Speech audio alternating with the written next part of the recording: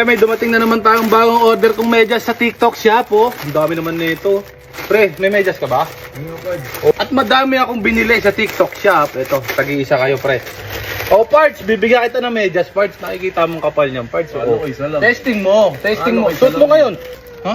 Ayan, oh. Oh. Diba? Manghihinayang ka ba magbigay ng medyas? Eh, ang dami-dami nito. Ha? Hindi ka ba mabubudol ng parts? Sarap na pang ano yan ah. Pang Christmas gift. Oh, totoo. Gusto mo regaluhan kita tatlong tagwawalo eh. Uy, sarap. Sarap sa paa. Kapal yung parts, oh. Meron pong foam sa paa. Mahilig kasi siya mag-basketball tsaka mag-pickleball. Deserve mo yan, parts. Gusto mo pa na isa, parts? Okay na ako, Pards? Okay. Oh, Ipe. Sige, Pards. Parts, sa'yo na to, parts, oh. Yan. Oh. Kala mo, oh.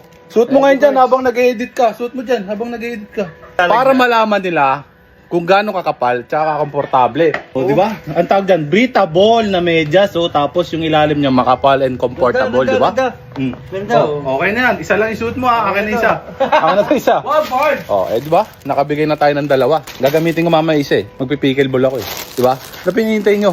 Ha? Bumili na kayo sa TikTok shop. Bumili na kayo sa yellow basket ko. Oh, ayaw mo magpabudol? Bahala ka.